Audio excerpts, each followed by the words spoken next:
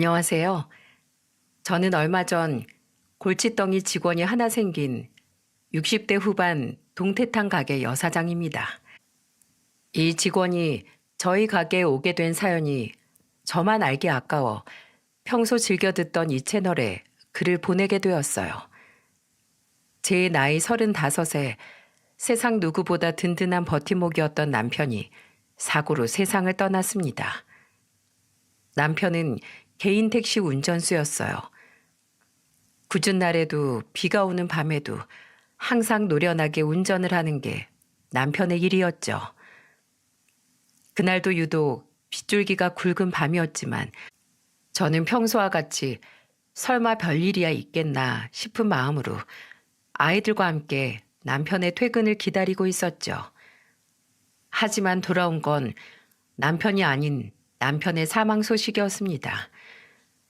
유독 미끄러웠던 밤의 빗길에서 사고가 난 것이죠. 처음엔 얼마나 막막했는지 모릅니다.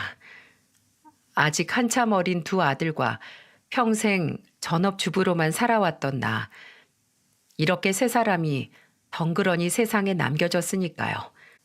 당시 양가 부모님들도 모두 돌아가신 뒤라 딱히 왕래하던 친척도 없었거든요.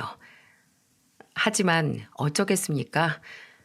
아이들은 저만 바라보고 있고 남편이 남긴 얼마 안 되는 재산은 한두 해면 바닥을 보일 테고요. 저는 그때부터 닥치는 대로 일을 하기 시작했습니다. 아침과 낮엔 식당 일을, 퇴근하면 집에선 다이어리 속지를 끼우고 인형 누나를 붙이는 등 부업으로 푼돈이 남아 더 벌었죠. 그렇게 모은 돈으로 저는 작게나마 시장에 제 식당을 열 수 있게 되었습니다. 남편이 제일 좋아했던 동태탕 집이었죠. 동태탕 하나는 자신이 있었고 식당에서 오래 일을 했던지라 밑반찬도 제법 맛있게 만들 수 있게 되어 가게는 무사히 자리를 잡게 되었습니다. 유명한 맛집이라고 할 수는 없겠지만 단골들이 꾸준히 방문해 주었거든요. 그렇게 무탈한 시간이 흘러 어느덧 두 아이 다 30대 중반의 나이가 되었습니다. 첫째 아들 도혁이는 번듯한 대기업의 대리로 일을 할 수 있었고 둘째 진혁이는 뭐랄까 자유분방하고 활달한 성격에 비해 참 어울리지 않게 구청의 공무원이 되었죠. 자신은 돈은 좀 덜 벌어도 괜찮으니 위험하지 않고 평생 가정을 안정적으로 책임질 수 있는 직업을 갖고 싶었다나요? 그 말을 듣는데 왜 이렇게 마음이 쓰던지요. 겉으론 의연한 척했어도 속으론 어릴 적 아빠의 죽음을 보며 많이 상처를 받았던 모양이었어요. 그런 둘째의 마음을 제가 먼저 미처 헤아려 주지 못한 것 같아 많이 미안했습니다. 두 아이 중 먼저 결혼을 하겠다며 선언한 건 다름 아닌 둘째 진혁이었습니다. 놀란 저와는 다르게 첫째는 이미 알고 있는 표정이더군요. 뭐? 결혼? 아이고, 다 큰 두 아들내미가 엄마 옆에서 떨어질 생각을 안 하기에 걱정이 이만저만이 아니었는데 둘째 너라도 먼저 가겠다니까 다행이구나. 근데 첫째는 어째 표정이 이 애미보다 먼저 알고 있던 것 같다. 그게요. 사실 제가 소개팅을 주선해줬어요. 예전에 진혁이랑 둘이 회사 근처에서 술을 마신 적이 있었는데 그날 저희 부장님이 근처 테이블에 계셨었나 봐요. 어느 날 넌지시 제게 진혁이에 대해 물으시더라고요. 직업은 뭔지 여자친구는 있는지 세세히 물으시더니 대뜸 따님과 진혁이의 소개팅을 적극적으로 주선하시지 뭐예요. 부장님이 워낙 인망이 있고 좋은 분인 걸 알아서 따님도 이상한 사람은 아니겠다 싶어서 진혁이한테 어쩔 건지 물어봤더니 거절하면 제가 곤란한 거 아니냐고 하면서 나가겠다고 하더라고요. 근데 엄마, 막상 소개팅에 나가보니까 웬 선녀가 한 명 있지 뭐야? 난 태어나서 엄마보다 예쁜 여자는 처음 봤어. 성격도 얼마나 시원시원하고 좋은지 나랑 쿵짝이 그렇게 잘 맞을 수가 없다니까. 내가 성격이 좀 좋잖아, 엄마. 결혼할 여자애를 생각만 해도 좋은지 진혁이는 입이 찢어지게 실실 웃으며 너스레를 떨더군요. 예, 입에 침이나 바르고 그런 말 해라. 그래서 그때 만난 처자랑 결혼한다는 거야? 그쪽 부모님들은 알고 계시고? 민영이 부모님들도 나 되게 좋아하셔. 장모님 되실 분이 좀 유별나시긴 한데 뭐 크게 신경 쓸 정도는 아니야. 예비 안사돈의 성격이 유별나다는 이야기를 저는 사람 성격이 다 평범할 수는 없지 하며 그냥 지나쳐버렸죠. 그때 조금 더 유심히 캐물었어야 했는데요. 그냥 지나쳐버린 그 말 한마디가 훗날 저를 그렇게 괴롭혀댈 줄은 그땐 정말 꿈에도 상상하지 못했습니다. 그로부터 석 달 뒤 드디어 기다려왔던 상견례 날이 되었어요. 처음 뵌 예비 사돈 어른의 인상은 듣던 대로 참으로 좋더군요. 아이고 예비 안사돈 반갑습니다. 김 과장하고 우리 예비 사이에게 말씀 정말 많이 들었습니다. 참으로 훌륭하신 분이라고요. 안녕하세요. 민영이 엄마입니다. 반가워요 안사돈. 처음 뵙겠습니다 사돈. 그리고 안사돈. 진혁이 애미입니다. 예비 사돈 어른은 매우 호탕하게 웃으며 제게 악수를 청했습니다. 환하게 웃는 표정하며 말투에서 느껴지는 호탕함이 무척이나 마음에 들었죠. 이미 몇 번 만난 예비 며느리 민영이 또한 그런 제 아빠의 성격을 꼭 빼닮은 아이였고요. 그에 반해 예비 안사돈 되실 분은 대화에 잘 참여하지도 않고 저를 위아래로 훑어보며 탐색을 하더군요. 그때부터 범상치 않은 사람인 걸 눈치챘어야 했는데 그땐 조금 깍쟁이 같은 여자인가 보다 하고 그냥 넘겼죠. 진혁이가 이미 유별난 분이라고 귀띔을 해주기도 했었고 말입니다. 그렇게 식사를 반쯤 마쳤을 때였을까요? 예비 안사돈이 드디어 입을 떼더군요. 안사돈께선 동태탕 집을 하신다고요? 어떻게 가게는 잘 되세요? 아, 네, 그럭저럭. 남들한테 손 안 벌리고 살 정도는 됩니다. 안사돈께서는 규모가 좀 있는 식당을 하신다고 들었는데 고생이 많으시겠어요.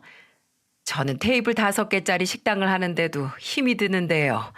저야 뭐 남편이 차려준 거라 직원들한테 맡겨놓고 돈만 세는 사장이죠. 전 요리도 잘 못하거든요. 근데 날이 갈수록 손님이 떨어져서 걱정이 이만저만이 아니에요. 장사라는 게 다 그렇죠. 다시 잘 될 테니 너무 염려하지 마세요. 자기 입으로 요리를 잘 못한다는 사람이 식당 사장이라고 앉았으니 당연히 손님이 떨어지겠지 싶었지만 굳이 제 입 밖으로 말을 꺼내진 않았습니다. 어차피 제 가게도 아니었고 괜히 분위기를 망칠 필요는 없었으니까요. 그냥 좀 생각 없는 여자 같다는 생각을 하고 있는데 예비 안사돈에 이어지는 다음 말을 들어보니 생각뿐 아니라 예의도 없는 사람이더군요. 그건 그렇고 안사돈은 어디 아픈 데는 없으세요? 지병이라던가 뭐 그런 거요. 바깥사돈도 안 계신 마당에 안사돈께서 아프시면 누가 돌봐드려야 하나? 설마 그때 우리 민영이가 병수발을 들거나 해야 하는 건 아니죠? 물론 딸 자식 시집 보내는 입장에서 걱정할 수 있는 부분이라고 생각해요. 하지만 보통 사람들이 저런 말을 당사자 면전에 대놓고 이야기하진 않지 않나요? 그것도 가장 어렵다는 상견례 자리에서요. 다행히 저와 제 아들들이 한마디 하기 전에 예비 사돈 어른께서 먼저 버럭 화를 내시더군요. 당신 안사돈께 그게 무슨 신뢰되는 말이야. 당장 사과드려. 아휴, 아니, 난 그냥 안사돈께서 혼자 계시니까 걱정이 돼서 그런 거죠. 제 말 기분 나쁘셨다면 죄송해요, 안사돈. 나쁜 뜻은 없었네요. 예비 사돈 어른이 화를 내자 예비 안사돈은 입을 삐죽이며 제게 마지못해 사과를 했습니다. 좋은 게 좋은 거라고 저는 진혁이를 위해 참고 넘어가기로 했죠. 물론 할 말은 전부 했지만은요. 괜찮습니다. 애지중지 키우신 딸 시집 보내시는데 염려하는 마음 충분히 이해합니다. 그리고 나중에 제가 아파도 제 병원비, 제 간병비 비용 스스로 낼 정도는 버니까 걱정 안 하셔도 됩니다. 남의 집 귀한 딸한테 제 수발 들게 할 생각 추워도 없고요. 정 아프면 요양원이라도 들어갈 테니 염려 놓으세요, 안사돈. 다만 앞으로 우리 진혁이에게는 지금처럼 상처가 될 수 있는 이야기는 직접적으로 하지 말아 주셨으면 좋겠네요. 제 말에 예비 안사돈은 또다시 입을 삐죽이며 건성으로 고개를 끄덕였고 오히려 예비 사돈 어른이 더 쩔쩔매며 제게 연신 사과를 하더라고요. 죄송합니다, 안사돈. 이 사람 말은 하나 신경 쓰실 것 없습니다.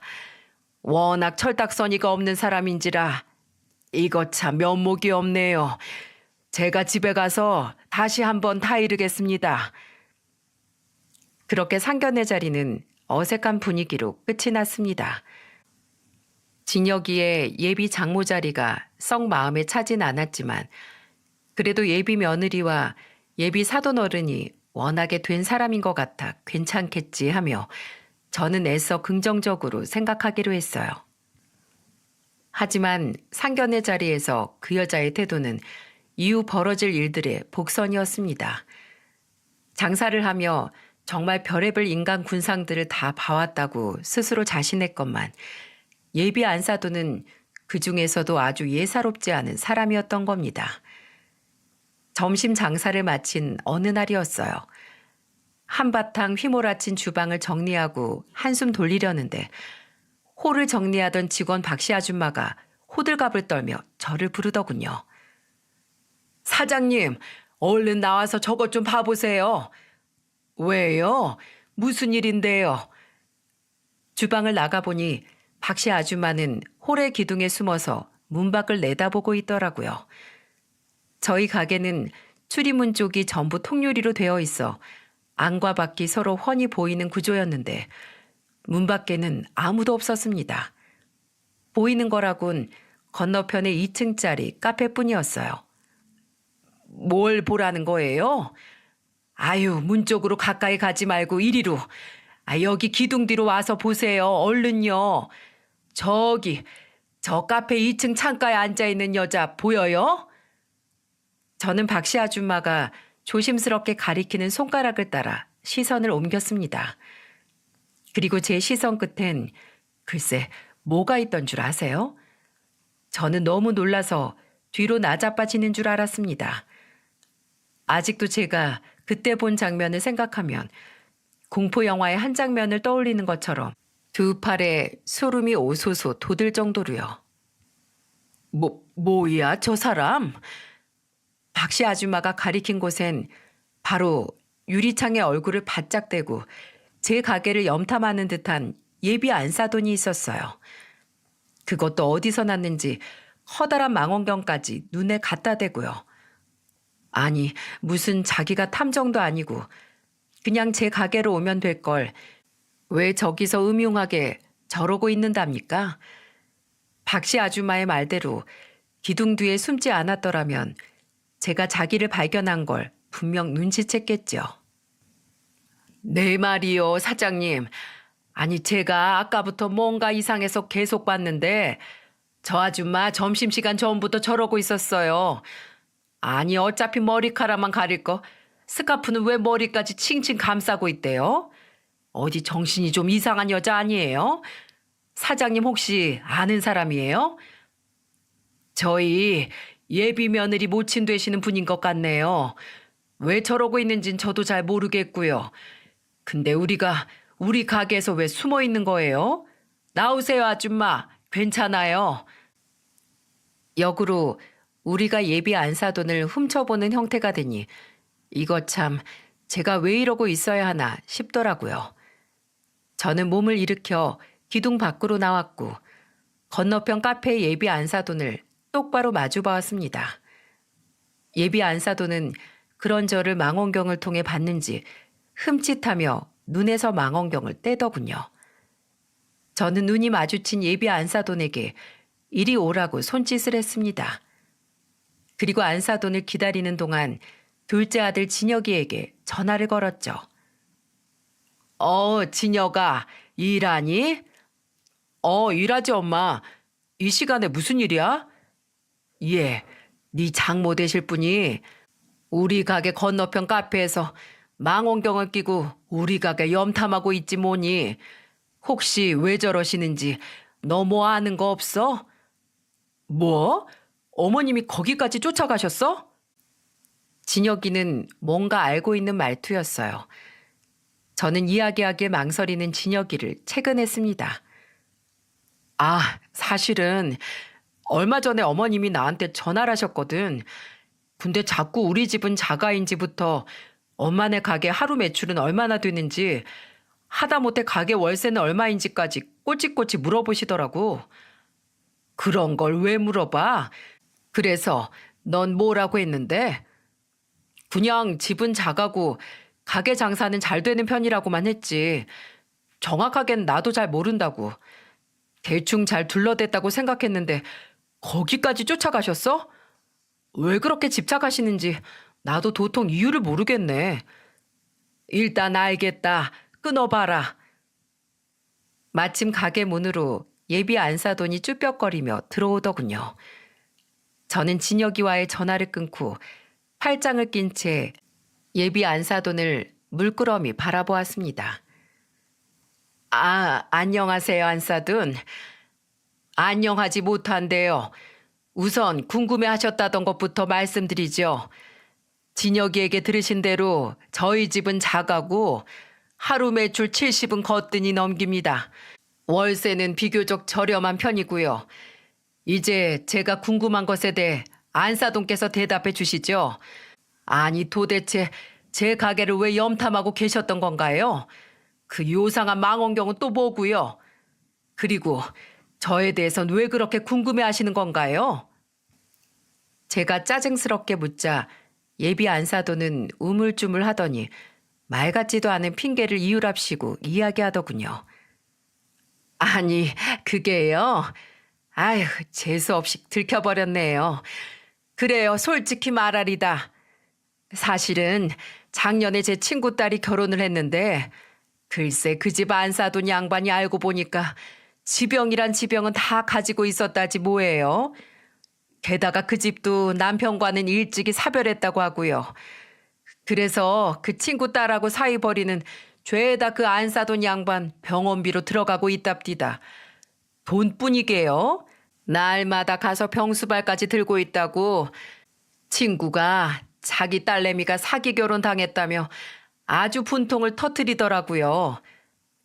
아니, 그래서 그게 저하고 무슨 상관인데요? 왜 상관이 없어요? 그런 일이 우리 민영이 일이 될 줄 누가 알고요? 안사돈께선 스스로 낼 병원비도 충분하다고 하시지만 사람 일이라는 게 그렇게 내 맘대로 안 되는 거랍니다. 그래서 정말로 안사돈이 안정적인 재산을 가지고 계신 게 맞는지 아들 며느리한테 생활비 손 안 벌릴 만큼 장사는 되는지 우리 딸 결혼 전에 제가 이 두 눈으로 직접 확인하려고 했던 거죠. 안사돈도 자식이 둘이나 있으시니 제 마음 이해하시죠? 이게 무슨 말인지 방구인지 구분도 안 가는 말입니까? 얼마나 어이가 없었으면 옆에서 몰래 듣고 있던 박씨 아줌마가 차마 소리는 못 내고 입을 떡 벌리고 있더군요. 아니요, 전 이해 못합니다. 제 사생활이 불쾌하게 감시당한 것 같아서요. 그래도 안사돈이 그렇게까지 걱정이 되신다니 제 건강진단서라도 한 장 떼어다 드리지요. 대신 안사돈과 바깥사돈 양반께서도 똑같이 서류를 제게 떼어다 주셔야 할 겁니다. 그리고 궁금한 것들은 제가 다 대답해 드렸으니 두 번 다시 이런 짓 하지 마세요. 아셨어요, 안사돈? 이제 그만 돌아가세요. 우리도 저녁 장사 준비해야 하니까 어서요.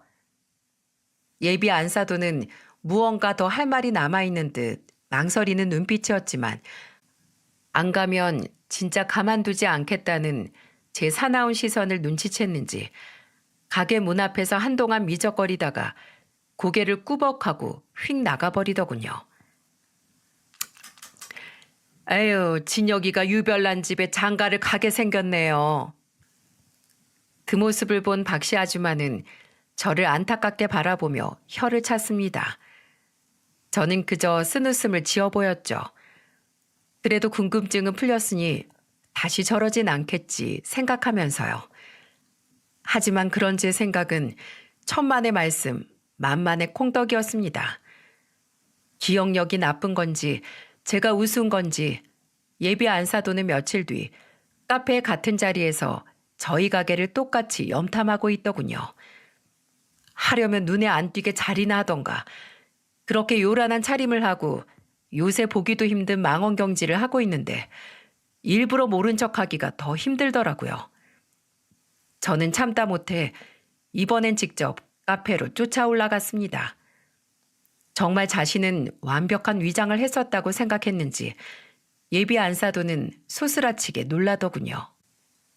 안사돈, 정말 왜 이러시는 거예요? 제 말이 우스우세요?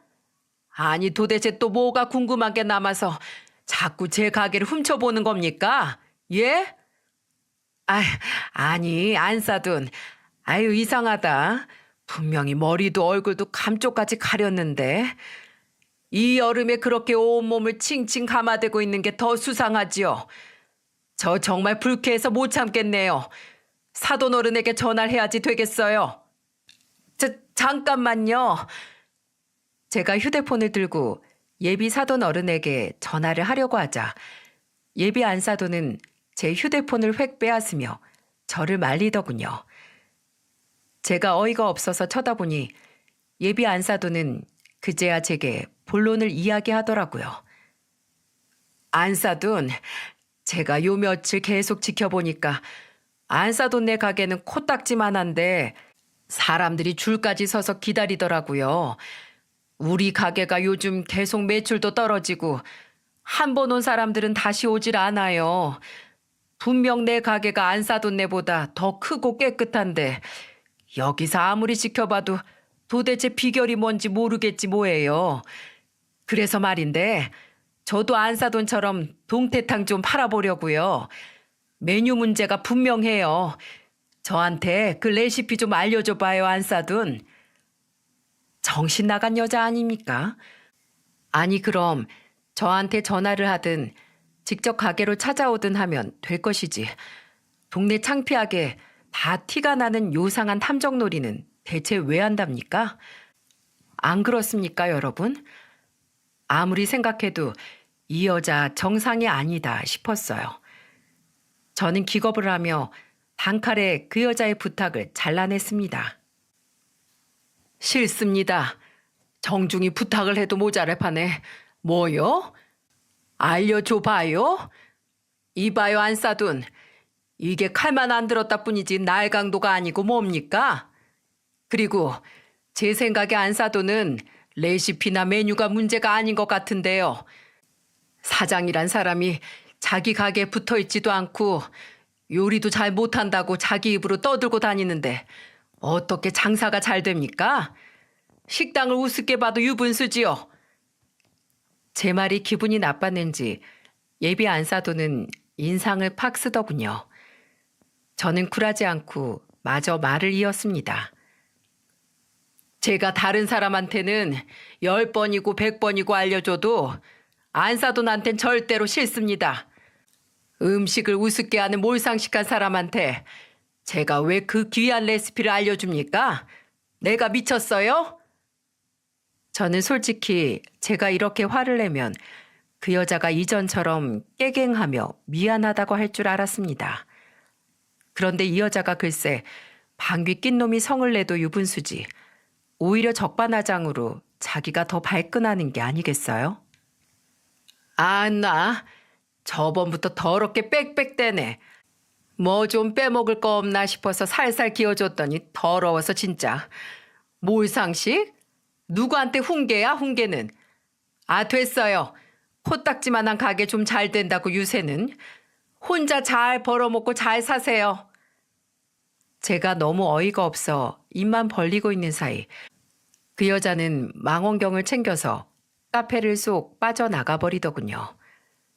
겨우 정신을 차리고서 저는 너무도 열이 받아 예비 사돈 어른에게 전화를 하려 휴대폰을 들었습니다. 그리고 휴대폰 화면을 켰을 때 지난 어버이날 저희 집에 놀러온 민영이와 진혁이가 사이좋게 웃고 있는 사진이 제 눈에 들어왔습니다. 민영이가 자기는 예쁨 받는 며느리이고 싶다며 자기 손으로 직접 제 휴대폰 배경화면을 그 사진으로 바꿨었거든요. 그래, 민영이를 봐서라도 한 번만, 딱 한 번만 내가 참어. 예비 며느리가 조금이라도 덜 곰살맞게 굴었다면 당장에 그 자리에서 이 결혼을 파탄냈을 텐데 저는 휴하고 한숨을 내쉬며 마음으로 참을 인을 3번 새기군 다시 가게로 돌아갔습니다. 저래 봬도 예비 사돈 어른은 무서워하는 것 같으니 제가 이를까 봐서라도 2번 다신 이러지 않겠지 하고 애써 생각하면서요. 하지만 정말 저대로 아무 일도 일어나지 않았다면 제가 이렇게 사연을 보낼 일도 없었겠죠. 저 사건들로도 저 여자는 정말 제정신이 아니다 생각했는데 앞전의 일은 모두 마지막 진짜배기 사건이 일어나기 위한 워밍업이었던 겁니다. 그 여자가 제 꼭지를 돌게 한 기상천외한 사건은 그 여자를 쫓아낸 지 이틀 후에 일어났습니다. 점심 장사의 끝물이었어요. 남은 손님은 근처 단골이었던 인쇄소 사장님 1명뿐이었죠. 그날은 박씨 아줌마가 쉬는 날이라 유독 힘들었던 날이었습니다. 이제 한숨 좀 돌리고 정리를 좀 해볼까 했는데 가게 문이 열리더군요. 그리고 그날 벌어질 대망의 사건의 주인공이 들어왔고요. 아직 장사하죠? 안사돈. 바로 예비 안사돈이었습니다. 솔직히 이틀 전 그렇게 헤어지고 결혼식 전까진 얼굴 볼 일 없을 거라고 생각했는데 이렇게 금방 다시 제 발로 찾아오다니 황당하기도 하고 참 대단한 철판이다 싶었어요. 또 무슨 일입니까? 아니 안사돈은 안사돈네 가게 장사는 안 하세요? 왜 허구한 날 저희 가게로 오시는 거예요?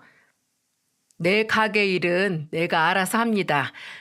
어디 동태탕이나 한 그릇 내와 봐요. 얼마나 맛있길래 그렇게 유세를 떠는지 한번 보게.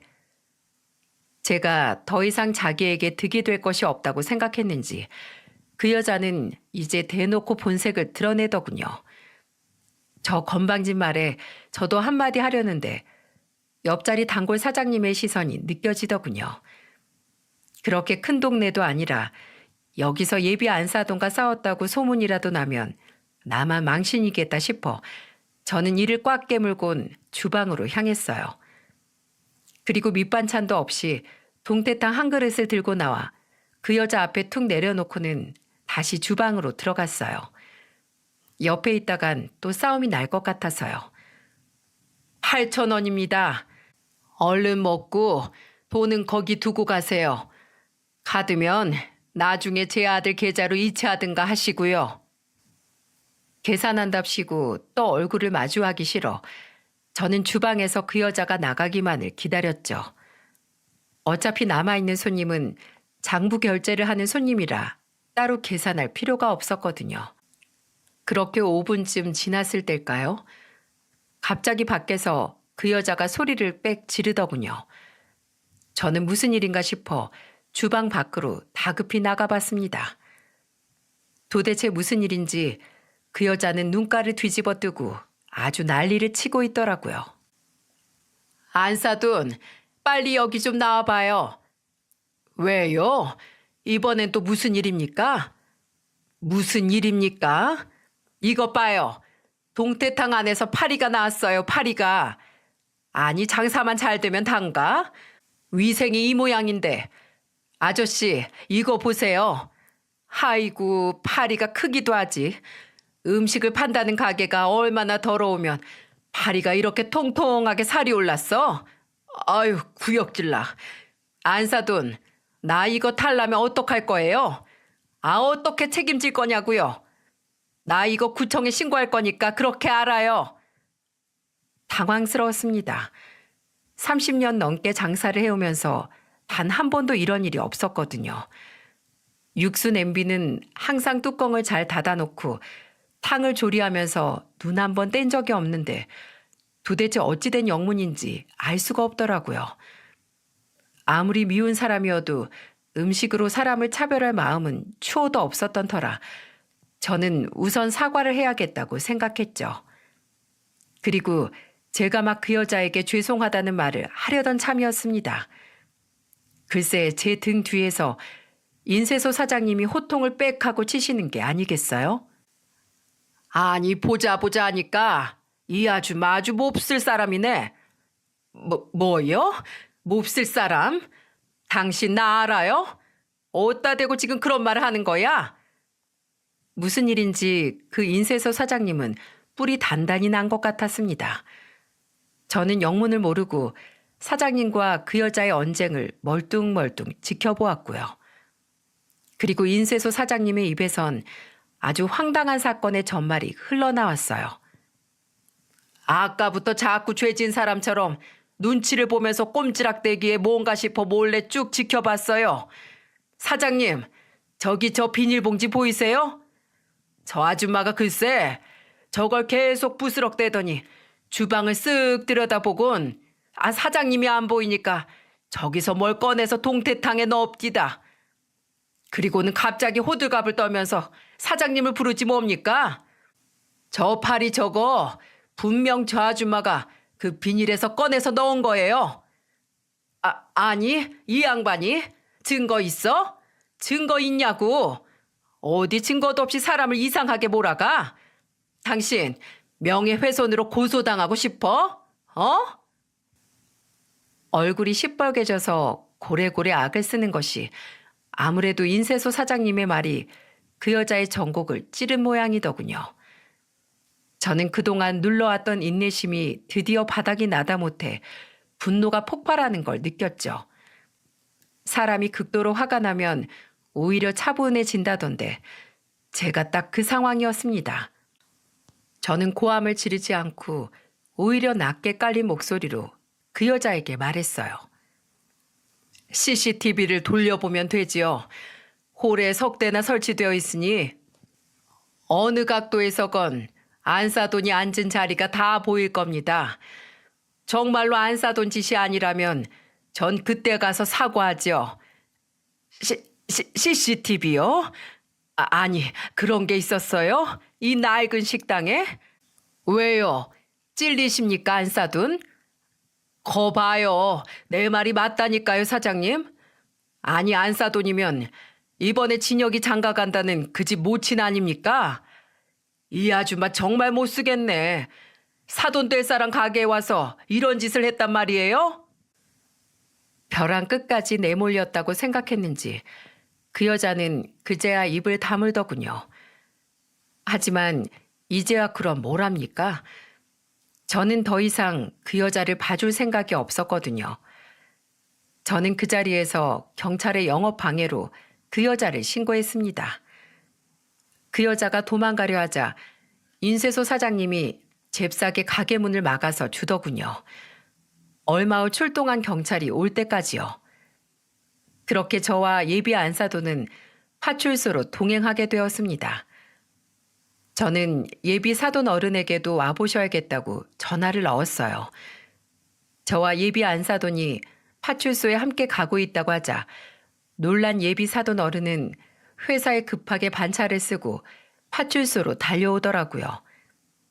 그리고 자초지종을 들은 예비 사돈 어른은 얼굴이 시뻘개지며 그 여자를 향해 고함을 쳤죠.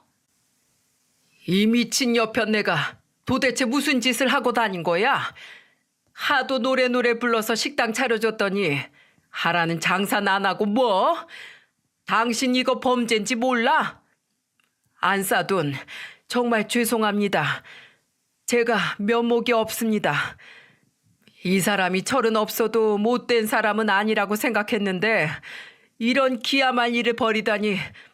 제가 여태 사람을 잘못 보고 살아왔나 봅니다. 이 사람 안싸도 마음대로 하십시오. 봐주지 말고 솜방망이 쳐버리든 뭐든 죗값을 치르게 하세요. 어디 겁도 없이 그런 짓을. 이 사람은 한번 혼줄이 나봐야 정신을 차릴 겁니다.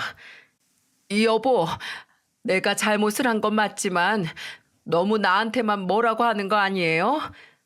아니 글쎄, 내가 우리 가게 장사가 너무 안 되니까 안사돈한테 같이 좀 잘 되자고, 동태탕 레시피 좀 알려달라고 했는데 그깟게 뭐라고 알려주지도 않고 저한테 도리어 훈계를 하잖아요. 그게 자기 장사 좀 잘 된다고 유세 떠는 거지 뭐예요? 그래서 그랬어요. 약이 올라서. 장난친 거라고요. 그냥 골탕 좀 먹이려고. 뭘 이런 애들 장난 같은 일 가지고 신고까지 한대요. 안 그래요, 경찰관님들? 경찰차를 타고 잡혀오기까지 했건만 예비 안사도는 그때까지도 정신을 못 차리더군요. 더 이상 저 여자와 대화를 할 가치를 못 느끼겠더라고요. 저는 한숨을 푹 쉬고 경찰관을 향해 말했습니다. 그래도 잠시나마 사돈이었으니 좋게 끝내려고 했는데 도저히 안 되겠네요. 법대로 처리해 주세요, 경찰관님. 저 합의 안 하렵니다. 뭐 법이 장난인 줄 아나? 이깟 일로 처벌받게. 뭣도 모르면서 허풍은? 뭘 모르시는 건 아주머니예요. 아주머니, 이거 경범죄예요. 영업 방해라고요. 게다가 CCTV 확인해서 아줌마가 일부러 팔이 넣고 행패 부린 거 밝혀지면 여기 사장님께서 아주머니 허위사실 유포로 고소하실 수도 있어요. 이 아주머니 정말 큰일 날 뿐이시네. 고소요? 여보. 경찰관의 말에 그제야 그 여자는 겁에 질린 얼굴로 예비 사돈 어른을 애타게 부르더라고요.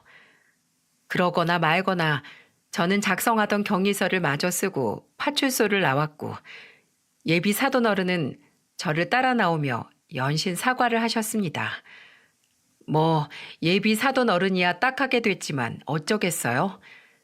저는 그 여자를 참을 만큼 참아줬고 파출소에서 마지막 기회마저 내다버린 건 그 여자인걸요. 저는 그날 가게를 일찍 닫고 일찌감치 집으로 돌아왔습니다.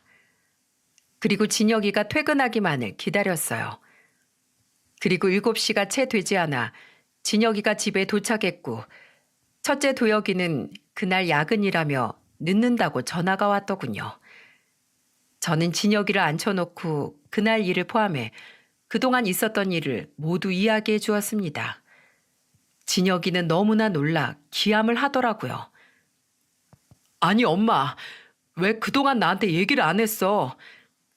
네가 민영이랑 서로 얼마나 좋아하는지 아니까 이 결혼 웬만하면 깨고 싶지 않아서 그랬다. 근데 진혁아, 엄마 더 이상 이 결혼을 흔쾌히 허락하지 못하겠구나. 사돈 알길 그렇게 우습게 하는 사람이 사위 너라고 귀하게 대할까? 엄마는 내 아들이 처갓집에서 그런 대접을 받고 사는 꼴을 못 보겠다. 넌 어떻게 생각하니? 진혁이는 후하고 한숨을 내뱉더군요. 그리고는 생각 정리를 마쳤는지 두 손으로 제 손을 꼭 잡고는 말했습니다. 엄마, 나는 민영이도 소중하지만 나한테 세상에서 제일 소중한 사람은 엄마야. 우리 엄마한테 그렇게 행동한 사람 나도 내 장모님으로 못 모셔. 이 결혼 그만두자고 민영이한테 말할 거야. 그동안 혼자 마음고생 많았어. 엄마 미안해. 나 때문에 그런 일 당하게 해서. 그날 밤 진혁이는 민영이에게 이별을 통보했습니다. 나중에 듣기로는 민영이는 이미 제 아버지에게 상황을 다 전해 들었는지 아무 말 못하고 울기만 했다고 하네요. 그리고 그 말을 전해 들은 저는 그 여자를 위해서가 아닌 잠시나마 진심으로 예뻐했던 예비 며느리를 위해 그 여자에게 선처를 해주기로 했습니다. 제 엄마가 저지른 일의 대가를 파혼이라는 벌로 대신 받은 민영이가 너무 가여웠거든요. 그렇게 심란한 마음으로 저녁 장사를 끝내고 뒷정리를 하려는데 가게 문이 열리더라고요. 저는 손님인 줄 알고 고개를 내밀었습니다. 죄송해요. 오늘 영업은 안 싸둔. 가게 문을 열고 들어온 사람은 손님이 아닌 잔뜩 풀이 죽은 그 여자더군요. 저는 이번엔 또 무슨 꿍꿍이로 찾아왔나 싶어 인상을 확 찌푸렸어요. 가게 밖에 소금을 뿌리던가 해야지 원.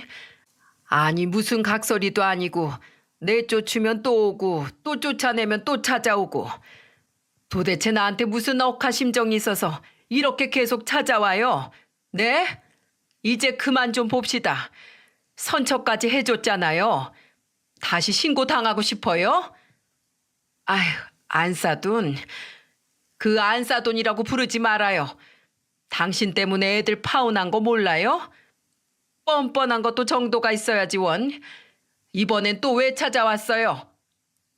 평소 온몸에 두르고 다니던 뻔뻔함은 집에 두고 온 건지 그 여자는 발끝으로 괜히 바닥을 긁으며 어울리지 않게 쭈뼛대더군요. 아, 찾아왔으면 빨리 용건만 말하고 가요. 그게 안사둔. 사실 애들 파혼 때문에 왔어요. 우리 민영이가 다 저 때문이라고 울고불고 오늘은 회사도 안 가고 하루 종일 밥도 안 먹고 방 안에 틀어박혀서 울기만 합니다. 애 아빠는 저 꼴도 보기 싫다고 안방엔 들어오지도 않고 눈이라도 마주치면 저를 경멸하듯이 노려봐요. 그거야 자업자득이지요. 일을 벌일 땐 그만한 뒷감당도 같이 해야 한다는 걸 모르셨어요? 모르셨으면 이번 기회에 배우시면 되겠네요. 당신 그 개념 없는 행동들 때문에 당신 가족들이 대신 상처를 받은 거라고요. 알았으면 이제라도 제발 정신 좀 차리고 똑바로 사세요. 네? 안사돈, 그러지 마시고 어떻게 하면 절 용서해 주시겠어요? 제발 불쌍한 우리 민영이를 봐서라도 마음 한 번만 누그러뜨려 주세요. 저 이대로 집에 돌아가면 평생 우리 가족한테 사람 취급 못 받습니다. 네? 안사돈이 시키시는 거 뭐든지 할게요. 청소를 하시라면 하고 설거지를 하라면 군말 없이 하겠습니다. 제발 한 번만 용서해 주세요. 이렇게 부탁드려요. 그 여자는 눈물까지 글썽이며 제 손을 붙잡고 애원하더라고요. 파출소에서 마지막으로 한 행동을 보면 절대 저한테 죄송하단 말을 안 할 것 같았는데 그래도 가족이 자신에게 등을 돌리는 게 무섭긴 무서웠나 보죠. 저는 그 여자의 손을 잡아 억지로 떼어냈습니다. 그리고 냉정한 눈빛으로 말했죠. 하세요. 네? 하시라고요. 뭘요? 설거지 하신다면서요. 지금 주방에 잔뜩 쌓여 있으니까 어디 한번 해보세요. 설거지. 음식은 못한다면서 설거지는 잘하나 어디 봅시다. 진짜로 하라고요? 설거지를요? 왜? 싫습니까? 싫으면 가세요. 멀리 안 나갑니다. 줘요. 줘. 뭘 줘요? 앞치마요. 이 옷 비싼 옷이란 말이에요. 설거지 하려면 앞치마는 주셔야죠. 아유, 다 기어 들어가는 목소리로 고작 한다는 말이 앞치마를 달라는 말이라니. 잔뜩 풀이 죽은 모습이 얼마나 꼬숩던지요. 저는 앞치마를 툭 던지며 그 여자에게 말을 이었습니다. 일주일 동안 그쪽 하는 꼴 보고 용서할지 말지 결정할게요. 어차피 그쪽 가게에도 잘 안 나가잖아요. 일주일이나요? 왜요? 싫어요? 싫긴요. 아니에요. 자, 봐요. 지금 열심히 앞치마 입잖아요. 그날 이후 정말로 그 여자는 일주일 동안 매일같이 제 식당에 출근하기 시작했어요. 첫날엔 얼마나 웃겼는지 몰라요. 글쎄, 얼마나 주방 일을 안 해봤으면 진한 화장에 마스카라까지 하고 오더니 퇴근할 무렵엔 설거지하느라 튄 물들 때문에 마스카라는 꼭 무슨 판다 마냥 죄다 번져 있고 화장은 전부 지워져 기름만 번들거리더라고요. 자기도 이건 아니라고 생각했는지 다음 날부턴 화장기 하나 없는 맨 얼굴로 출근을 하는데 너무 우스워서 그만 소리내어 웃고 말았지 뭐예요. 그리고 예비 안사돈에겐 비밀이었지만 사실 예비 안사돈이 제게 싹싹 빌고 간 그날 밤 저는 진혁이에게 곧바로 그날 있었던 일을 말해 주었어요. 계속 제 마음이 무거웠거든요. 그 여자 때문에 진혁이랑 민영이를 갈라놓은 게요. 저는 앞으로 지켜보긴 할 거지만 일이 잘 해결될 것 같으니 민영이와의 파혼을 다시 고려해보라고 진혁이에게 넌지시 이야기했습니다. 진혁이는 한동안 고민하는 것 같더니 며칠 뒤 민영이와 다시 결혼을 진행하기로 했다고 제게 말해주더군요. 예비 사돈 어른이 제게 감사하고 또 감사하다며 전화를 주기도 했고요. 물론 이 모든 일은 예비 안사돈에겐 잠시 비밀로 하고요. 다시 모든 일이 잘 되었다는 걸 까맣게 모르는 예비 안사돈은 정말 열심히 일을 하더군요. 처음엔 죽을 상을 하고 설거지를 하더니 제가 못 이기는 척 주방 일을 하나씩 알려주니까 나중엔 점점 신이나 하는 것 같았어요. 이봐요. 남은 재료를 그렇게 아무렇게나 넣으면 어떡해요? 차곡차곡 순서대로 놔야죠. 아직 안 깐 재료들은 뒤로 밀어넣고요. 아니, 남은 반찬들을 다시 합치면 어떡해요? 잔반은 버리는 거예요. 이렇게 기본도 몰라서 원. 이러니 장사가 안 되지. 다시 잘 봐요. 남은 반찬들은 여기 버리고 새 반찬들은 이렇게 보기 좋게 잘 다듬어서 다시 뚜껑 닫아두고요. 안 그러면 이번엔 진짜로 파리가 들어간다고요. 예비 안사돈은 정말로 자신의 식당에서 돈만 세웠던 모양이더라고요. 어쩜 저렇게 주방일에 대한 기본 상식이 하나도 없을 수가 있을까요?